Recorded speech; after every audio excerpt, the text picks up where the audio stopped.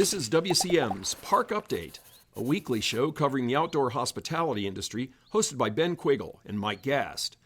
During each episode, you'll hear from special guests and campground experts on topics that will help your park flourish.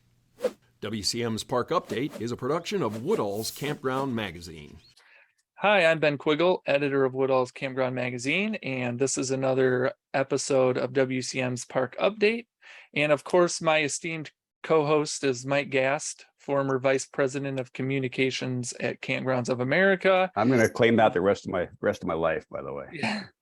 And he has a bunch of other titles too. He writes for glamping magazines, RV travel topics. I mean, you just do the whole gambit, Mike. So, well, our guest today is the one that's highly responsible for me being able to flit around and do whatever I want now. So, yeah, I'll always be totally indebted to her for that push she gave me that Maybe said you can do this. Get rid of you.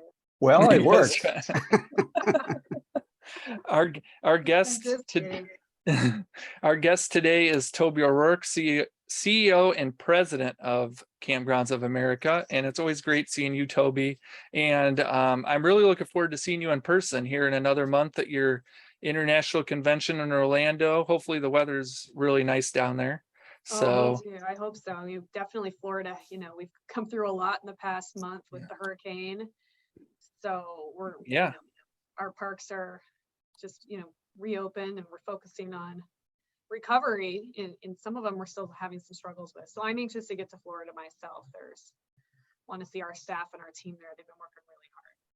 Yeah, I mean, the hurricane recovery is going well in some aspects, and then there's definitely communities that it's going to be a long haul. We know some parks down there, Red Coconut, that's been around forever, that was almost completely wiped out. So hopefully they can rebuild. KOA campgrounds that are closed indefinitely for the moment till we can figure out the strategy. It'll be a while, but most of them came through really well. And what I always like to see in the campground community is how we welcome people that need shelter, right? So a lot of our parks in other parts of the state that weren't as affected, welcoming campers, now welcoming emergency personnel. So I think that's a really great way that we can contribute as an industry to the recovery efforts. I know there's a lot of traditional snowbird campers that are kind of taking the year off to make room for some of those people in Florida that had RVs that had just moved out of their homes that were in the path, just to get out and restructure. So I'm sure that's part of the clientele this summer. Are you going to make it down to Sugarloaf Key when you're out there? Not this trip, but I've got like 2 or 3 more scheduled down to that area shortly thereafter. But I'm not going to be able to squeeze it in on this trip.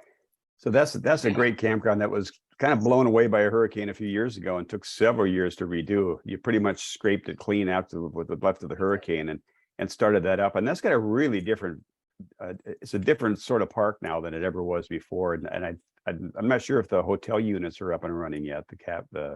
Not yet. So yeah, we completely redid the whole park, redesigned it, reconcepted it. Not much survived the hurricane. This was about six years ago. And so it's been a really great project. It's definitely been, difficult, lots of insurance claims and a lot of, sitting with government permitting process and all that goes into rebuilding the campground. But we've been open and operational this season. Really great response. People love to be back to Sugarloaf. And then as you mentioned, Mike, we have some hotel units, which is new for us in that location. We didn't have accommodation at KOA, and now we're going to have 2 hotel units, each have 22 rooms. And these are, not just your standard hotel room. These are, multi-rooms, more like suites, vacation suites, if you will. And we're really excited to get the first one of those open, probably end of December, but if not, then at least early January, followed shortly thereafter by the second one. Yeah, I mean, things are just going well for KOA, it seems, overall. I mean, we get the reports that you guys send out. I guess, are you excited about what's been happening at KOA over the last year? I mean, you guys have it just seems like there's just a ton of growth going on. Yeah, I'm ecstatic about what's been happening at KOA over the past, 10 or 11 years. I just looked at our numbers the other day. The growth in our business since 2011, so coming right out of the Great Recession, was over 300%. So it's just been a really great ride, year over year growth, flat, that pandemic year due to some closures in the spring, but then business has just catapulted.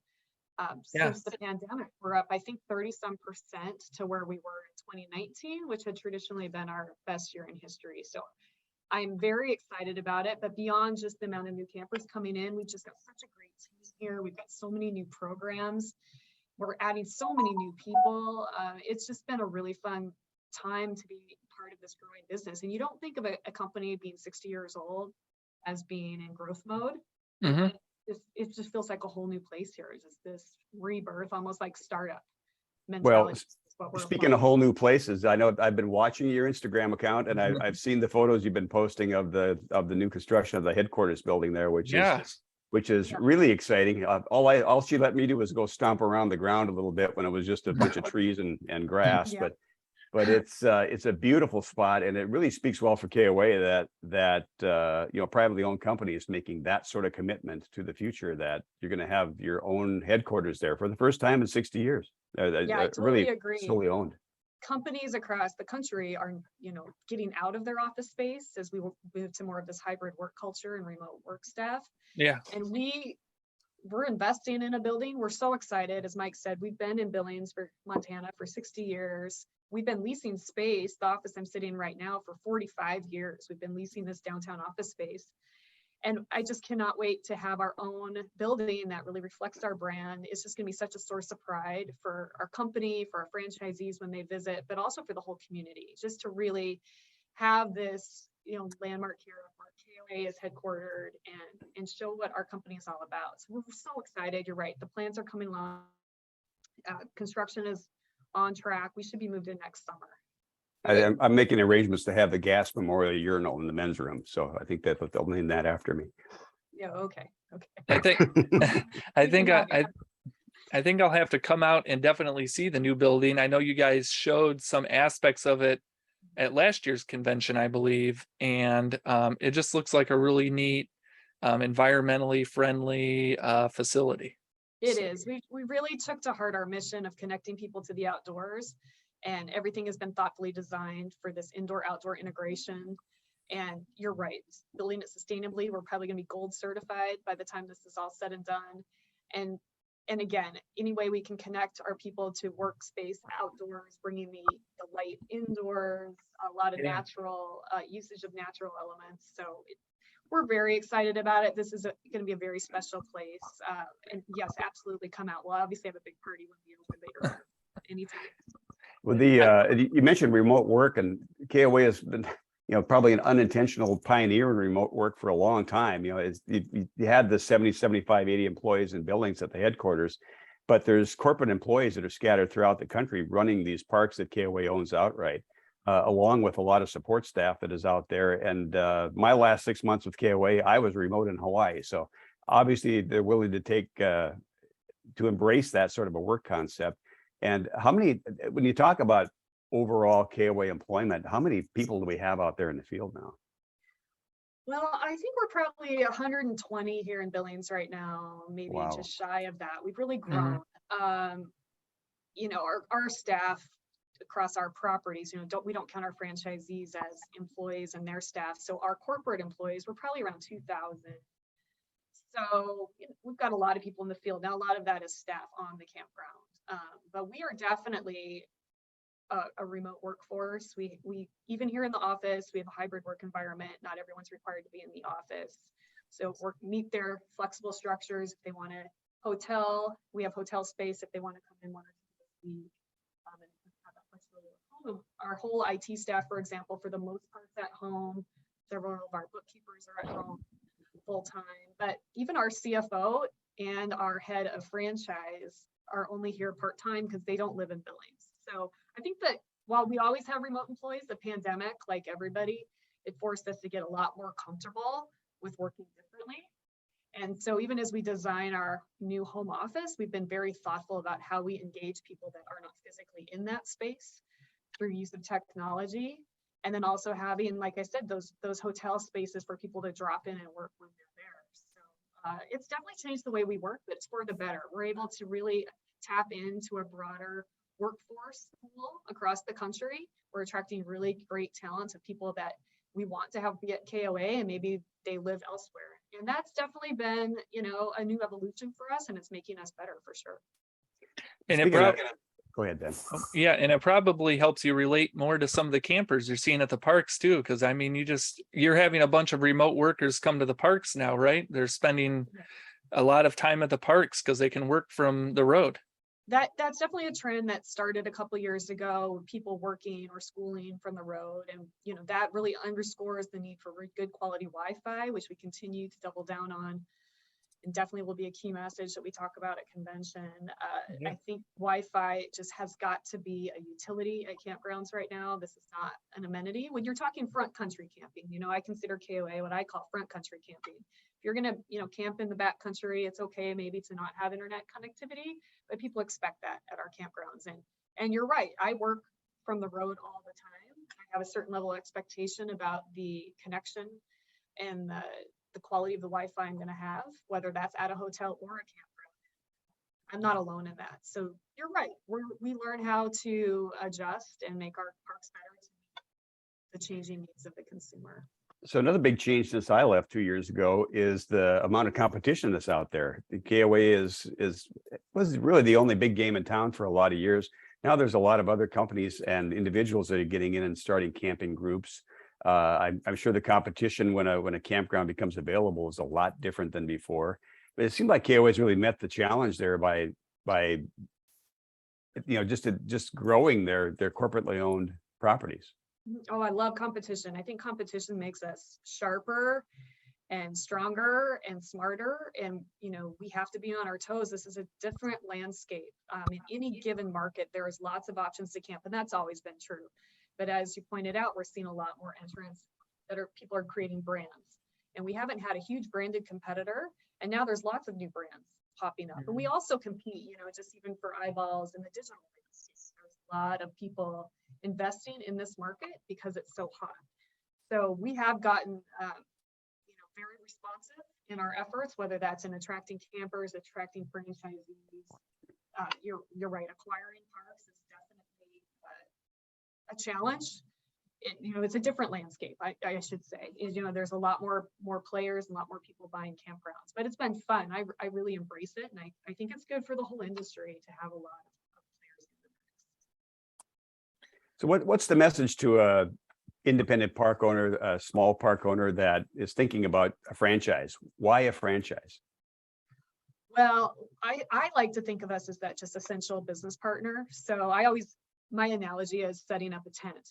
Setting up a tent can be really difficult. You got to put all those poles in there. You got to bend them. It's really tough to put a tent up. And that's what I like to think that we're here for. We're here to provide that framework of setting up that tent and keeping your tent. So you can take care of, or have, a camping, we're going to keep the analogy going, but take care of your guests and rely on us to help run your business. So I think a franchise makes a ton of sense for someone who wants the marketing and the brand support, someone who doesn't want to think about their technology, someone who doesn't want to incur a bunch of extra additional costs in order to keep up with changes in technology and with marketing, someone who maybe wants help training their staff, someone who themselves wants to learn the campground business. But we're here to help. We're here to be a business partner. And I think that word partner is super important. And we're here to make your business successful. If you're successful, we're successful. So this is a win-win relationship. Well, I think you could use an RV too, because I think a lot of park owners will tell you that people have problems setting up their RVs. So RVs or tents. But we'll have to take a short break right now to recognize our sponsor, and we'll be right back with Toby O'Rourke. Thanks. WCM's Park Update is being brought to you by Woodall's Campground Magazine. For over 5 decades, Woodall's Campground Magazine has aimed to provide park owners and operators with the relevant industry news they need to run their businesses more efficiently. As times have changed, so has Woodall's Campground Magazine. Besides just its print publication, which is distributed to more than 14,000 industry professionals every month, the magazine also reaches readers through its various social media platforms, including Facebook at Woodall CM, LinkedIn, and YouTube. Woodall's Campground Magazine also offers a daily e-blast which highlights the top news from the industry. The best part, everything we do is advertiser supported and free to our readers. As the outdoor hospitality industry continues to grow at a rapid pace, it is important to stay up to date on trends and other relevant news. Subscribe to Woodall's Campground Magazine at woodallscm.com. Welcome back. We're with Toby O'Rourke, CEO and President of Kampgrounds of America Incorporated. And we're just catching up with Toby about the health of KOA, how business is going, things for the future. In your most recent business report, you mentioned that occupancy decreased 6.6% over the last quarter. I guess, is that alarming, or is that just like things are kind of evening out now? Should we be worried that camping's going to keep going down? No, this is the way I think about it. Yeah. I think, we had the pandemic, we had 2020, the pandemic hit, right? And that was a strange year. And then all these people gravitated to the outdoors, and it created such an anomaly last year. People didn't want to take traditional vacations by and large. People weren't traveling on airplanes for the most part. They maybe weren't doing their traditional trip to Disneyland or elsewhere. And so we saw this surge of interest in the outdoors and in camping, and everybody, right, went way, way up. There's no way you can sustain that. The way I look at it is that 2022, this year, is our new bar. So earlier when I was talking about the year-over-year growth that we had coming out of the last recession, so we were always measuring back to that 2011 number. Yeah. And I think now 2022 is that new bar. So last year was so strange that it's really, we'll get back to those numbers. It might take a couple of years. We just went through all of the budgets for our owned parks this week. That's what I was working on. So as I was going through these parks and considering these different destinations, I was contemplating this. So markets like Orlando or Nashville or Vegas, these tourism markets are way up this year, even compared to 2019. Which were really strong years. They way surpassed last year, because last year people weren't going as much to the leisure destination cities, right? They were going to the national parks, for example, and state parks. But now people are returning to those markets. So we're seeing those businesses way up, and everywhere else we're seeing normalize, I think, to what this new bar is. So I'm not worried at all. I think it's super healthy. I think it makes a ton of sense when you think about what a strange year last year was. And now that life is resuming some sense of normalcy across the country, I think what we're seeing in 2022 is going to be our new benchmark that we can start to build from.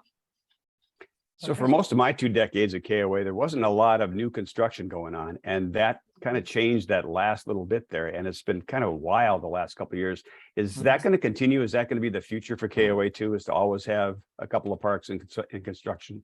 Oh yeah, absolutely. We've had quite a few parks on new construction contracts for the past several years, and it's just continuing. We're still continuing to see people wanting to sign new build contracts, and even us corporately, we're building parks, and that's something that we have not done as a corporation in our history. We typically buy parks and convert them. Now we're building parks too. I think there's just, again, it's a good market.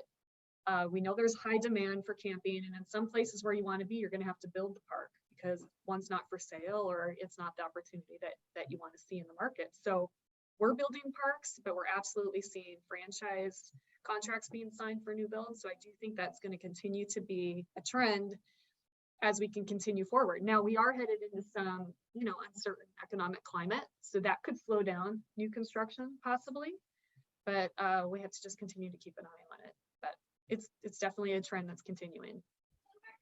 I know your Terramor, the Terramor brand was just recognized at the glamping show by the American Glamping Association.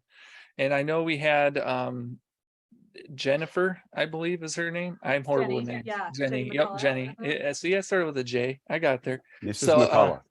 Yeah, yep. I saw her at the glamping show, and I know we've had her on the show before. I mean, that just seemed, you guys did an amazing job there, and that's going to be expanding too as well, right? Or yeah, we're really excited about Terramor. It's even to just speak from a personal anecdote, I work on Terramor as part of my business, but I went on a vacation there this year, just a month ago, with 13 of my friends from college. Wow. Met me at Terramor. And to really experience Terramor as a guest, and just step back out of having my work hat on. It was just so special. We're so proud of what we've built there, and we definitely think there's a huge appetite for that in other markets. You know, glamping's definitely booming. Interest in unique forms of travel is booming, and we're definitely targeting this customer that's typically stays at hotels. And I think Terramor just delivers that same experience that they might find at a resort, but with the outdoors, and it's truly special. So we are expanding that, to your point. We're hoping to be able to announce some of those locations this spring, but we're actively working on expansion of that brand. Did you do like an undercover kind of boss thing? Did you like wear a mustache and a wig and? No, I don't. I think only Jim Rogers can pull that off. No, Still playing on CNBC, by the way. You can still see that episode. We get a blip on our web traffic every time it even plays it. 3 a.m. airing in Germany. We get a website. That was 10 years ago. I was just reflecting, Mike, on it was our 50th anniversary of the brand, and we were in Orlando that year, and Jim was sharing about his experience on Undercover Boss, and that was one of the 2 surreal weeks of my life, was being on the road with that show. That was fun. But no, I'm not undercover. I don't know if I could pull that off, but I went in early, did some work for a couple of days, and then vacation. So KOA has always been a really data-driven organization. They've invested a lot in research. Is that going to continue? Is there something new on the way? I know that the North American Camping Report, which I used to have my fingers in too, has been going on. You did a great job this past year in breaking that down into these monthly reports, which is also just won an award, I think. Yeah, it was a great effort to kind of be the mouthpiece, be the people that had the data on the industry. Is that going to continue, and how does KOA stay in the front of that when there's so much competition out there? There is. I'm really passionate about being data driven, as you know. That probably comes from my background of being a marketer. I think we have got to have data. Can't just make business decisions in a vacuum. So we do a lot of research here. What I love about our monthly omnibus research is we can be so timely. So, you know, end of the month, it's October right now, we're talking about what's hitting our research next month, and within 10 days I've got real-time data of what's happening right now. And I love the North American Camping Report. It's always going to play a role, and we released that in the spring, but I needed something more timely, especially as we're having so many changes in market conditions, gas prices, inflation. What are people thinking about snowbirding this year? You know, there's so many things that we just need to keep a pulse on. So I love the addition of the monthly format. That's been really healthy. We also just published our first North American Glamping Report, which we're pretty excited about, to just dial in and look at that segment. So, you know, we'll always continue to do research. We do a lot of research we don't even publish. That's just a way we do business here. And honestly, that goes back to the very beginning. Our founder was very data driven, did his own form of research as he started to develop this company. And that's something that we still do today. And it's really important to how we operate. I think we talk about EVs all the time on the show, and our standard question. And so, Toby, you know, when I know I've heard you guys speak about EVs at different conventions or different things I've been at. So what's that look like at KOA? Is KOA going to be ready to tackle the surge in EVs, I guess? Yeah, we're in the thick of it. We're really focused on education, to, you know, educating ourselves, educating our franchisees, and then educating the customer. So we've really been digging into EV, I would say, for the past year, six months in particular. We've been pretty heavy in it, and we're implementing EV at a lot of our locations. We're actually giving away EV chargers every month as part of our promotion of our Camp Green program. We as a corporation are investing heavily in EV on all of our own properties, both in the KOA side and in Terramor. We're even putting, we even have EV chargers put in at our office building. So our goal, and the goal I will share at convention, is our goal is to have 2 chargers at every KOA as soon as we can, starting with those in the parking lots, you know, places that can be easily accessed, not necessarily tied to sites. So maybe by the pool or by the registration, and then we'll move from there. So people on our team like Doug Mulvaney are working very hard on site design that incorporate EV and understanding all of the capacity you need to have in order to fully support EV. And like I said, we're really focused on, because there's a lot of just misinformation. Nobody really exactly knows every little piece, and as we learn more, we just kind of try to continue to circulate that information so that we're all prepared. What other trends? I know you guys do something at your convention called an idea exchange, and you guys are always very forward thinking. What other trends are you guys looking at down the line that you think are going to be pretty big for the outdoor industry, I guess? Well, we can lean into idea exchange for a minute. So you're right. We have a concept at our conventions called idea exchange. It's our form of TED Talks. We've been doing this for a few years, and we're centering all of our idea exchange this convention on workforce. So speaking of trends, I think workforce is something that is super important. Obviously people are paying increased rates across the country to keep up with, fast foods going up, Target, other places people can work. So we have to meet that demand. But it's not just about paying more. You need to create an engaging and inspiring work environment. So we've got some really great talks about employee attraction, employee retention, things we're looking at from a development perspective around workforce have to do also with employee housing. I think that's super important. I think that we have to do it better. We can do it well to really make people want to work for us. We're making lots of changes in our company around workforce. We're changing the work camper program.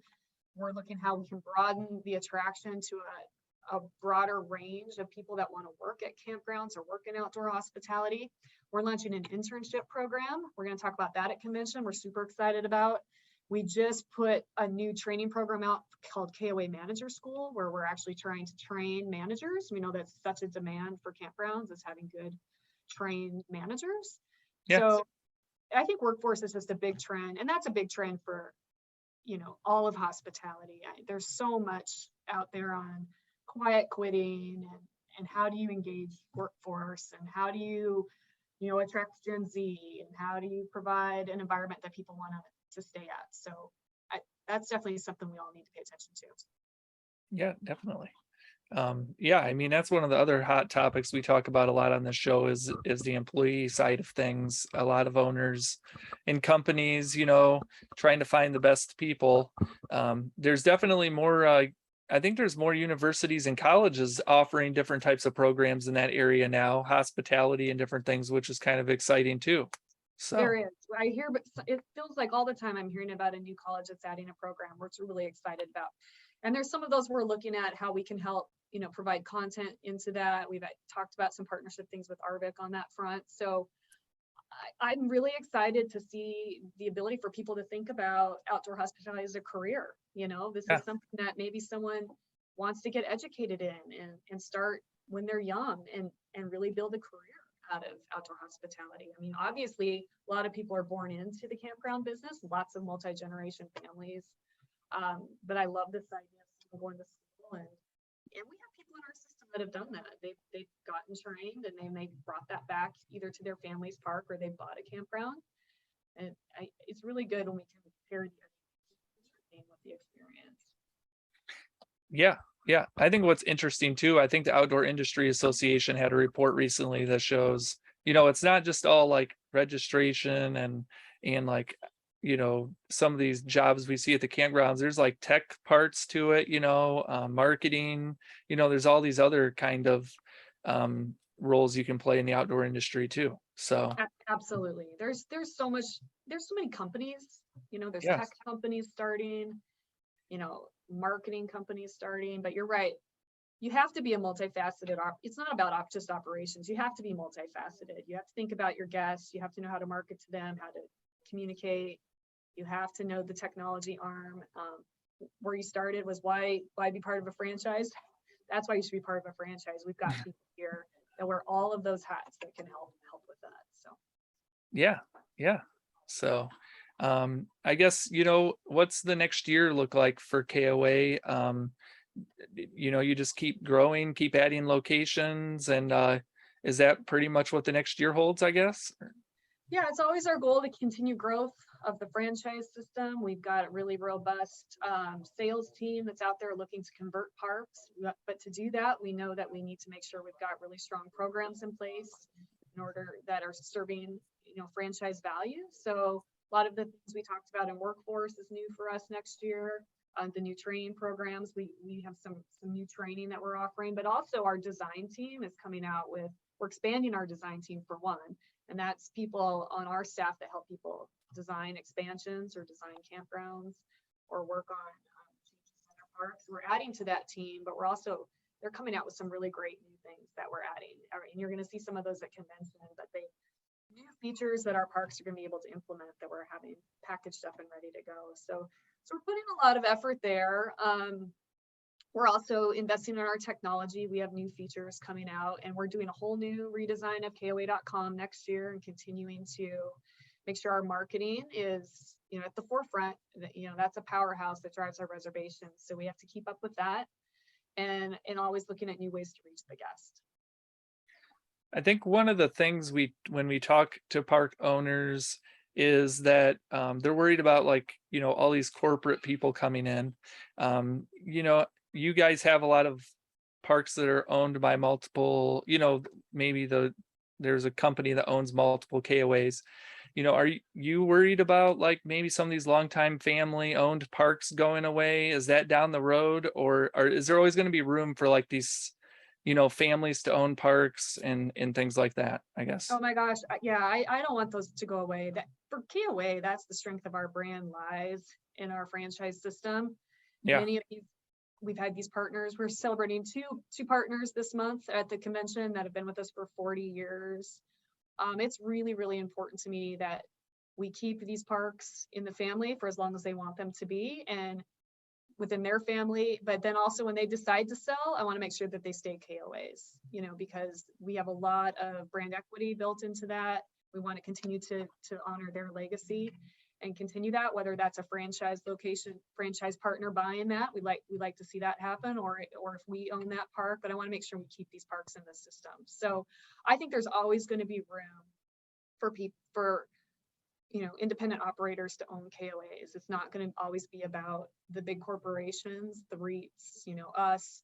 If you think about it in the totality of the numbers, I think over 3% of campgrounds are owned by Sun, ELS, or KOA. Yeah. And that's only 3%. So the majority of campgrounds are family enterprises, are small business owners. And that's the nature of the business we're in. There'll be changes. It's a market ripe for consolidation. It makes sense, but we're a different business. There's something very special about a campground. And a lot of that has to do with the people and the ownership of that campground and the service they provide and the relationships they build over the years with their campers. And that's not something that you can just replace with a new entrant or private equity or a corporation buying that park. That's something that's very special that has built that business over time. I think there's always a place for that, and it's a very, very important part of our industry. Yeah.